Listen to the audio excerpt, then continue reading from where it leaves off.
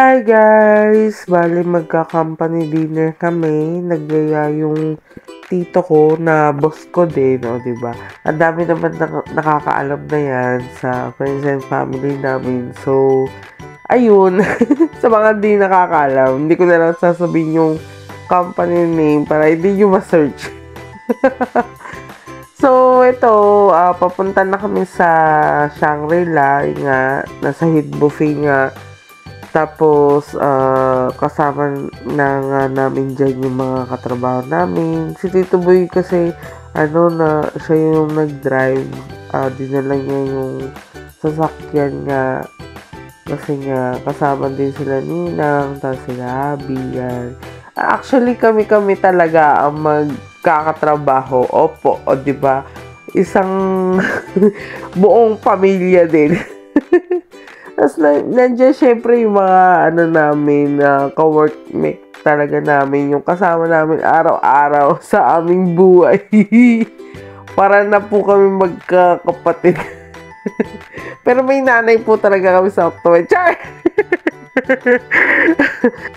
Kasama syempre si Bata. Opo, hindi mawawala yan. Diyos ko, pagkapanganak pa lang, nagbabalot na po yan ng pausimi. Ayan o, nagsisikain na po dyan.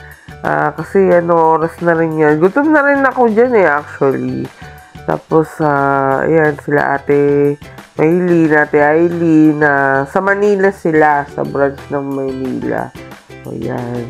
Tapos, nagkikwentuhan lang kami dyan. Tapos kami dyan, kumukuha, ganyan. Tapos nung, siguro, mga 9, naumpog po si Mariel, opo. Kasi yung room kasi namin, hindi ko actually masyado na video kasi talaga. Glass siya, so akala niya, lumulusot doon. So tumakbo siya, naumpog, ayun. Grabe, parang siya yung main presentation ng dinner. Pero sobrang salamat sa Shangri-La kasi may mga medic sila agad. Sobrang okay sa sa buffet yan. Ayan binigyan na kami ng dyan. Siyempre hindi ko na binidyohan kasi private na yun. Tapos yan, after nun, nagpa-games po, opo, si Sir. Nagulat kami lahat. Talagang pinush na namin. Tapos, nagbigay siya ng prize. Hindi ko na sasabihin yung mga prize, pero grabe.